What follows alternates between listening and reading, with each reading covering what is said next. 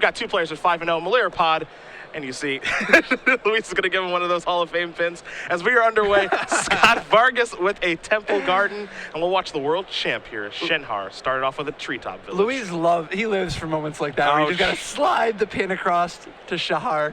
Hey, just in case you never played against a Hall of Famer. Verdant Catacombs going to go down to 19, Will Scott-Vargas. Now, Luis Scott-Vargas is playing Malira Pod.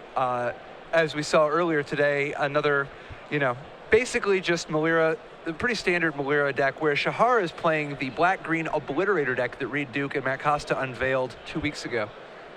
See a Twilight Mire into a Scavenging Ooze. So both players with their green decks getting off with some 2 drops here. Of course, the Qasali Pride Mage, due to Exalted, will be able to come into the red zone. And we'll see what else Luis wants to add to his board here momentarily, as there's a Verdant Catacombs. We'll see what land he's going to search up. But I think this matchup here is probably a difficult one for Shenhar. Yeah, I mean, it generally favors Luis. Abrupt Decay is such an important part of the black-green deck's ability to remove creatures, and it does not hit Birthing Pod. Additionally, the black-green deck doesn't put a ton of pressure on you. It's got some discard, but here he doesn't even have the discard spell to try to hit the pod. And now that it's stuck, if he doesn't have one of the 2 Maelstrom Pulses, things are just going to get bad for him over the course of the next couple of turns. Now, the big advantage of these black-green decks is they can be tuned very well for sideboard, when he has access to things like Grafdigger's Cage. But game 1, going to be a little bit more rough. You see both players playing 3 mana spells. I use 3 in quotes, as Birthing Pod can be played for 3 mana. That comes down for Scott-Vargas. Shenhar has a Liliana the Veil to take care of that Qasali Pride Mage. And Liliana the Veil, again, a card that hasn't been seeing a lot of play, as Deathrite Shaman and kind of Jund as a result has rotated out of the format, some like to say. However, it is here for Shenhar. As you saw, Scott-Vargas is going to activate Birthing Pod, sacrifice a Birds of Paradise, and get a 2 mana spell. He does get Voice of Resurgence, so that even if Shahar has a removal spell, he's assured of having a body to be able to sack to the pod and to threaten to do damage to Liliana. So there is the Voice. There's an Overgrown Tomb tapped for Scott-Vargas, and he'll pass the turn back over to Shenhar, who does have a little something he can remove now for Scavenging Ooze, since that Birds of Paradise and Pride Mage are in the graveyard. But he's got to get some pressure going. Yeah, I mean, Shahar has the Scavenging Ooze. It's going to do some damage. He's got Liliana as a thing Luis has to deal with at some point, and he's got Treetop Village threatening to start attacking. He really wants to hit Luis's life total as hard as he can. Luis, on the other hand, every turn that goes by, he's going to be 1 step closer to building an insurmountable board. You see Liliana's going to tick up. Shenhar is going to discard the Marsh Flat. Scott-Vargas a Temple Garden. And we'll see what the World Champion does want to do moving forward here. Now, you did mention Abrupt Decay is a key card for this deck, but it can't take care of Birthing Pod. One card that can is Maelstrom Pulse, so 2 of here in Shahar's deck. Definitely. But it looks like at the moment, Shahar is a little bit flooded. Yeah, a lot of lands and a Dark Confidant looks like in his hand. Now, one of those lands is the Treetop Village, so it can play a dual role, as here is Dark Confidant. There's a Treetop Village and just passes the turn back. And he keeps the Scavenging in his home, letting the Liliana stay protected without having to put Dark Confidant in harm's way. I feel like that's basically him saying this Liliana is very, very important for me winning the game. And in comes the Voice of Resurgence at Liliana. Interesting. What is this a statement of? Because the Ooze could just block and eat the Voice, right? Yeah. Now, he still would get the Voice token. Yes. But yeah, he can eat what's in the graveyard here. So. But this is threatening to kill both the Dark Confidant and the Scavenging Ooze if Luis has a 2, with Birthing Pod going to find Orzhov Pontiff, because Shahar doesn't know that Luis doesn't have an Orzhov Pontiff. We saw a little bit earlier, as you see Dark Confidant's going to trade Voice of Resurgence. We saw Orzhov Pontiff play a huge role in round, I believe it was either 2 or 3 that you and I covered in the mirror. But there is no main deck Pontiff in Scott-Vargas' list of Malira Pod. Yeah, and LSV is able to make this play here. Largely, it's kind of a semi-bluff, but at the same time, he has Eternal Witness anyway, which he's planning on playing to get back something and then being able to Birthing Pod and turn the Eternal Witness into either a Murderous Redcap or a Ranger of Eos. Yeah. So it looked like maybe Scott-Vargas was trying to trap Shenhar there a little bit. We'll see what else he wants to do this turn, because you did mention he does have Eternal Witness in his hand. Targets are a little bit slim because of Scavenging Ooze, of course, going to make it a little bit difficult, but here is the Witness. We'll see what Scott-Vargas does target in his graveyard. Yeah, in that spot, if Shahar had eaten the Voice of Resurgence, he would have been able to actually successfully regrow something. Yeah. As it is now, he just needs to play the Eternal Witness anyway in order to have something to sack to the pod. And he actually targets his land so as to keep the Ooze a little smaller, because whatever he's going to target is going to get hit. Eternal Witness is going to get sacrificed to Birthing Pod.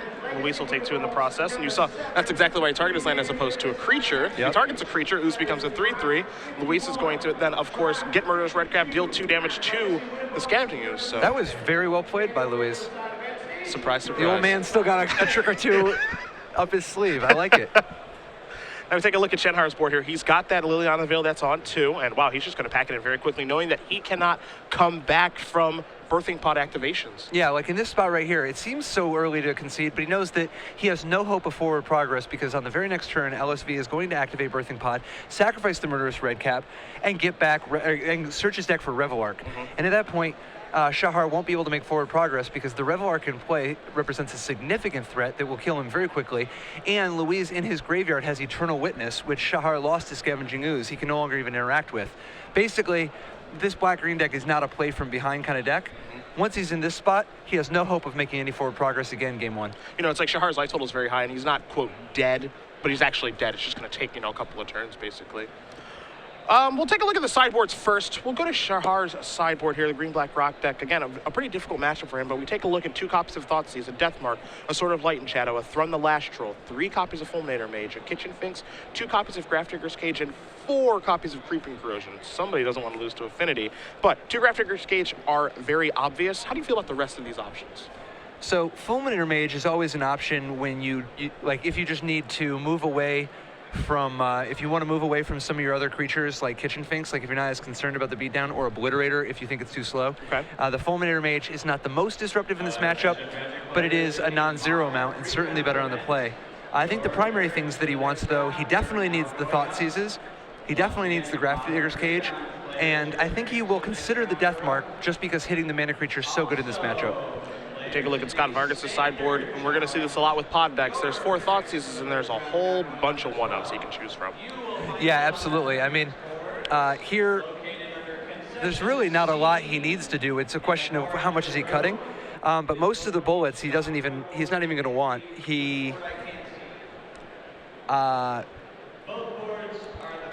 Man, I don't know that there's very much he wants at all beyond the Path to Exiles, being able to hit Tarmogoyf or Phyrexian Obliterator. I was going to say maybe Thrun, maybe. It's just so tough when he knows that he's facing somebody with 4 Lilianas. Sure.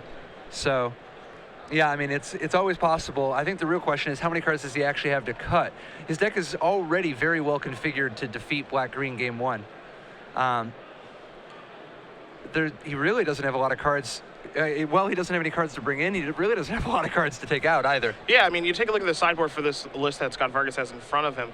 You know, he's got a Burrington Forge Tender, a Nethersworn Canonist, Kataki, Orzhov Pontiff, Sin Collector, Harmonic Sliver, and Tumor Exarch, cards that are better against control and combo decks. He's up against a very fair mid-rangey deck, and you know, Luis's deck is better at kind of out mid-ranging Shahar than Shahar's deck is, so he doesn't need to change a lot. I like the mention of Path to Exile because Obliterator can be a problem. But again, I'm kind of with you where he doesn't have to change a ton here to be able to win the matchup. Yeah, my guess is he's going to cut the Thrun from his main deck. He might bring in the Orzhov Pontiff just to have, you know, it as a tactical weapon and a possible out to Dark Confidant. But I think the main thing is that he's going to want Path to Exile to make sure that he has answers to Scavenging Ooze. Now, one thing we see in the main deck here, Scott-Vargas' deck, that we haven't seen in some of the other pod decks, it looks like a lot of people moved away from it, is the combo of Spike Feeder plus Archangel of Doom. That'll let you kind of Mondo combo, another way to gain infinite life. He's actually using it this weekend as opposed to not. How do you feel about the inclusion of that, even though people have been moving away from it? Oh, I like it a lot. See, a lot of people just rely on the Kitchen Finks, Malira, Viscera Seer combo to gain infinite life, but LSV actually has as a second infinite life combo Spike Feeder and Archangel of Thune. And the reason I like it so much is that Scavenging Ooze is extremely popular this weekend, and that is an infinite life combo that does not use the graveyard at all. We're going to see a Thoughtseize fire away. You see Scott-Vargas' hand of a Thrun, a Kitchen Finks, and a whole bunch of lands, among them a Gavney Township. So he did keep the Thrun in, which in this case means that he is content to just play a mid-rangey sort of game. And this hand is going to play right into that. You know, the Kitchen Finks Gavney Township interaction, quite strong. Particularly against a deck as fair as this black-green deck. If they don't have Kitchen Finks, they're going to be, you know, they're going to have a real hard time with that combo if the game goes long. See what card Shahar wants to take here. He's working with some information on what Luis has. Luis is going to need some draw steps here, obviously, to get back into it. Plenty of them coming because Shahar's deck doesn't close very quickly. And he is going to take Kitchen Finks, basically saying, Luis, your first play will be on turn 4, assuming, things don't go well for you. Now, Shahar, well known for being one of the 20 best limited players in the world, according to many, is no stranger to the Grand Prix scene. I mean, he's won, what, 3 Grand Prix at this point? I think he has 3 titles, yeah. That's incredible. And he's just 20 years old. Yeah. I mean, this kid is quite the phenom. Got a Dark Confidant here for Shenhar. See, Scott-Vargas is going to sacrifice the Misty Rainforest. He's going to consult his hand before searching. It's going to be a Temple Garden as he does go down to 19. We're going to have a little race to see who the best young player is nowadays between him and Jacob Wilson. And those guys know each other pretty well, too. That's a little bit of a battle there. There's definitely a nice new generation of players that are coming up. It's funny to think of people like Reed and Owen is not even the young generation anymore. Yeah, I think they're 24 or something. Yeah, I mean, they used to be the young generation a few years ago. See a sort of light and shadow turned over from Dark Confidant, and Scott-Vargas just played Verdant Catacombs and passes the turn back. Shenhar added a Tarmogoyf to his hand as well, so he can start to get a little bit aggressive here. And Sword might actually play a pretty big role in this game as Dark Confidant comes across for 2. These kids don't know how good they got it. When I was their age, back then, the 20-year-olds were the veterans. The 16, 15-year-olds, they were the people that were up and coming. A Scavenging Ooze here for Shahar. He's going to pass the turn back. Luis will sacrifice a fetch line yet again. He's going to go down to 16. Things have changed, obviously, with the ability to play Magic online at such a young age. You can really get good fast. Oh, yeah, and there's electricity now. Yeah, a lot of things have changed since when we were good, All right, so Luis Scott-Vargas with Godless Shrine and Temple Garden. It looks like plenty of mana in hand, too, but he is way behind on the board, and with no play on turn 3, he's about to be run over. I mean, Shahar's, first of all, has basically a 3-turn clock, but even beyond that, Shahar's drawing 2 cards a turn. This is and even has a relevant card like Maelstrom Pulse in case Luis starts doing anything relevant. What's Luis need to do to turn this around? Play something would be step 1. Honestly, I think he's just drawn a couple of lands after the Thought Seize, and now here's Thought Seize. Yeah, and he's just drawn lands as he discards Throne immediately. So that's all he's drawn. He's drawn 2 spells in his opening hand. They're both gone. Ooze can remove the Thrun, and now Luis has to draw, running spells over the course of the game, and one of the spells that he draws has to not be pulsable, as here's a Tarmogoyf and passing the turn back. So now, those of you who have ever watched poker will notice that right now, you can't quite see here, but there should be the percentage indicators of chances of winning, and Luis is currently at 1.2%. Ooh, that's a lot. Oh yeah, well he's that good. Yeah. But, so another Tarmogoyf hits. Luis hoping to draw a bunch of cards that he doesn't play with. He's got 1 mystery card. You see him playing with the other cards face up as Luis and Shahar are fairly good friends, so not going to make Shahar write it all down. He's just going to pass the turn back. Dark Confidant Trigger's going to reveal a Scavenging Ooze. He'll go down to 9. He'll draw another card. It's a Swamp, which will give him enough black mana to cast Phyrexian Obliterator if he so chooses. But obviously, Scott-Vargas is in a world of trouble right now. I mean, when you're Shahar, when you're playing when you're playing a rock deck, when you have Dark Confidant, Scavenging Ooze, and Tarmogoyf here, you got to be asking yourself, how can I make sure to play around the only possible ways I could lose? What is it that he could possibly have? The answer is nothing. Confidence. Shahar strikes into the red zone. Luis packs it in. We go to game 3. Luis with the no spell plan, game 2. Luis is trying to make it interesting for the folks at home. Now, a lot of people were, big fans of Luis's performance on Sunday, 2 weeks ago in Valencia, doing commentary. Indeed. He's definitely been very, very good as of late in that role. How much Modern do you think Luis has played since the Pro Tour? I mean, obviously he played a bunch leading up to it, but he did switch to Melirapod. At the Pro Tour, what did he play? Scape Shift. Okay. I mean, it's a good question. This is a very difficult deck to switch to. Obviously he's very capable of switching to a deck of this caliber, but there are a lot of decision patterns to go through with this deck, and we saw game 1 where he kind of rope-a-dope Shahar a little bit with the Murderous Redcap play. So obviously he's got the skills and the chops to play the deck. I think my strategy for game 3 would be to cast a spell. So historically, the Scape Shift deck has been better off against Zoo and Blue decks, but not what you want to play in a combo-heavy field. Yeah. And with as combo heavy as the field was 2 weeks ago, it makes sense that he would switch to a deck with a little bit more disruption and a little bit faster of a combo. You're thinking Scape Shift not a good choice coming into this particular tournament as well? Yeah, I don't know. I mean, Scape Shift did reasonable 2 weeks ago, but I don't think it's where I'd want to be this week.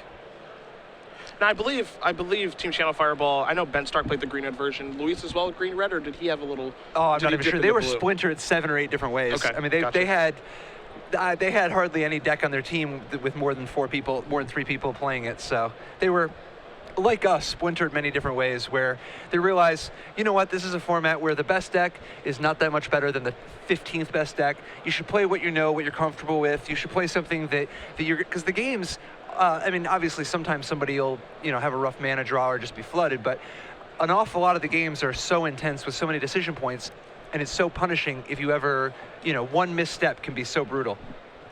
So both players going to shuffle up. We'll start game number 3 here in just a moment here between Shahar, Shenhar, and Luis Scott-Vargas. Both these players sitting at 5-0, but we do appreciate you joining us at home. Cedric Phillips, Patrick Chapin, and Matthias Hunt, even though he's not in the booth right now. He's with us in spirit. He is.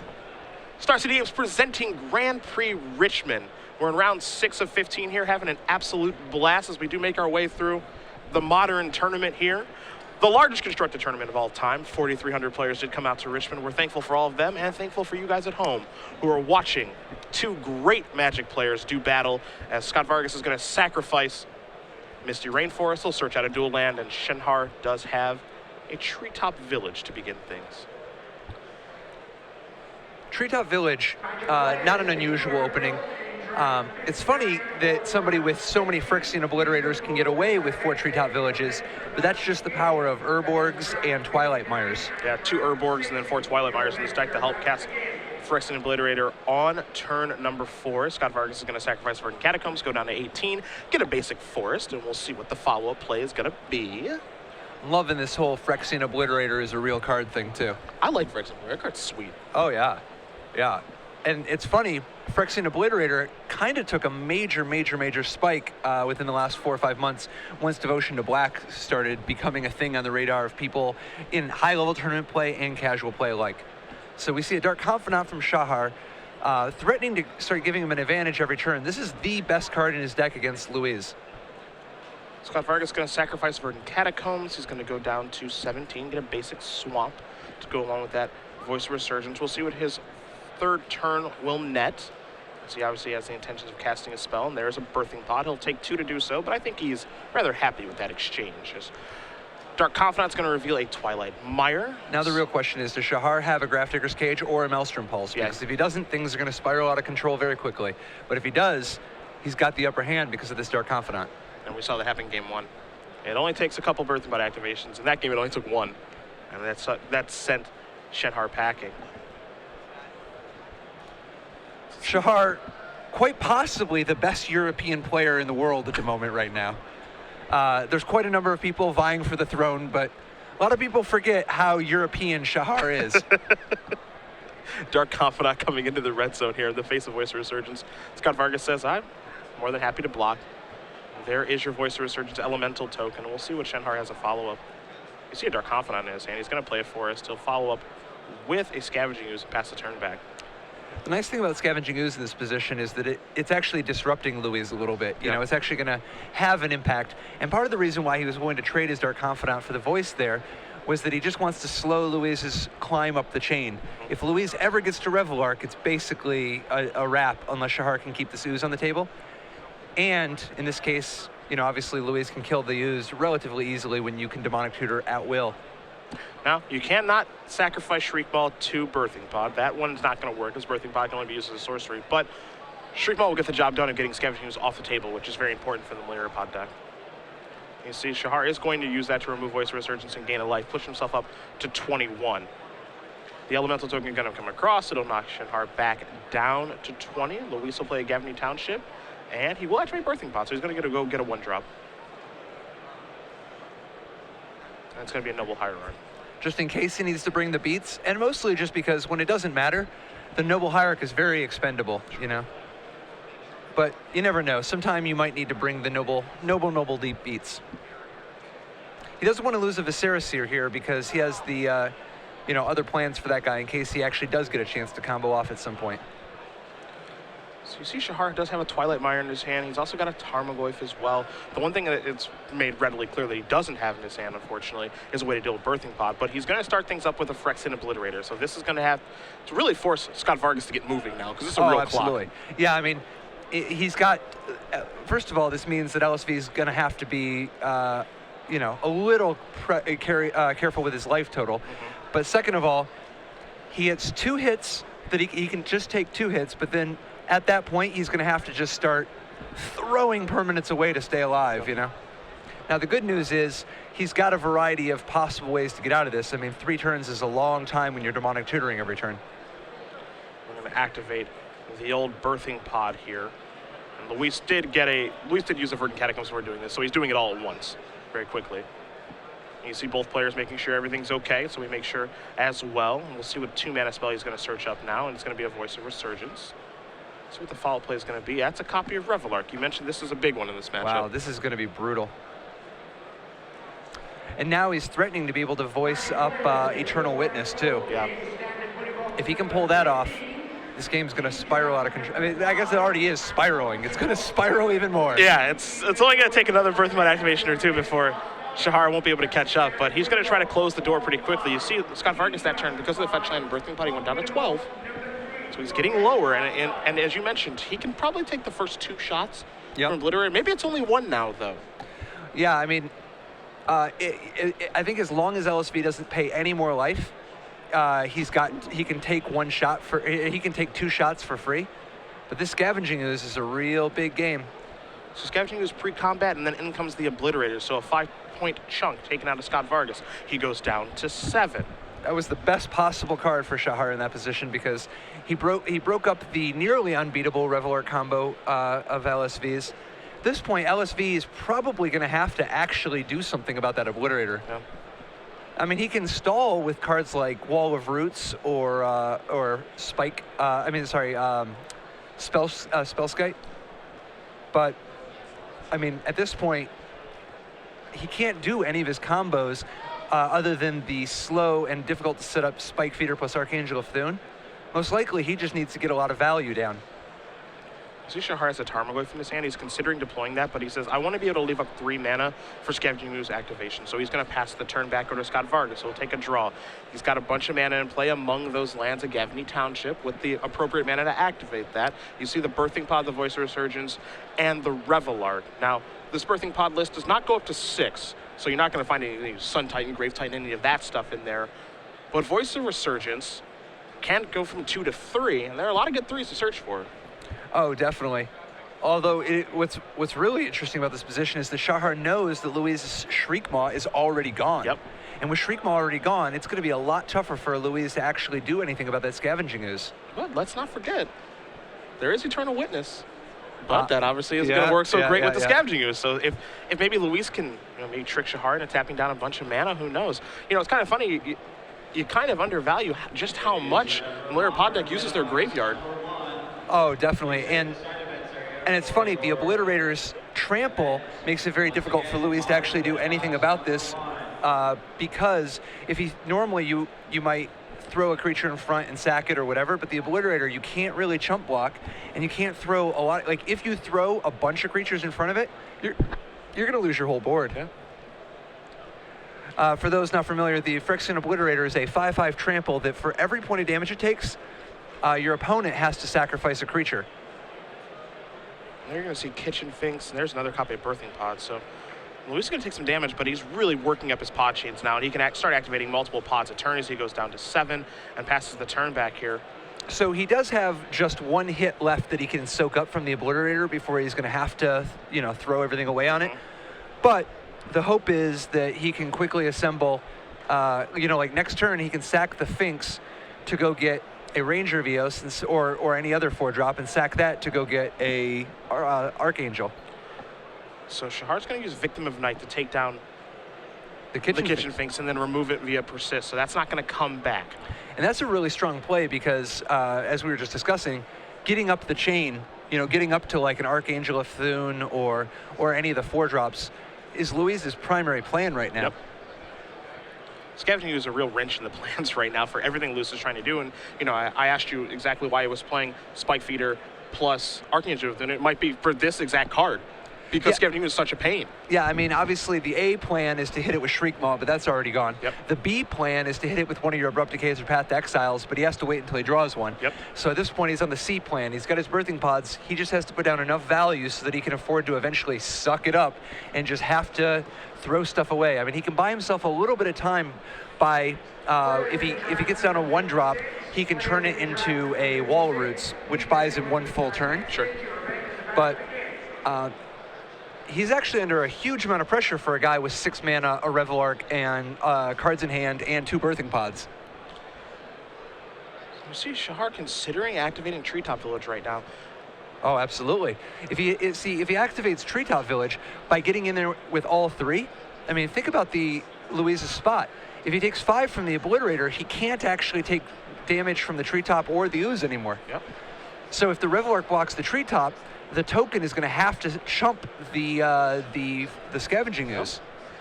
So in we go into the red zone. Treetop, Obliterator, and Ooze. And you see these blocks immediately from Luis. This is an excellent, excellent attack from Shahar. A lot of people would be more passive in this spot, but Shahar recognizes Luis is going to have to do some unfortunate blocks because he's got 1 life too little. If he would have blocked the Revelark on the Ooze like he would want to, the Treetop Village would trample over.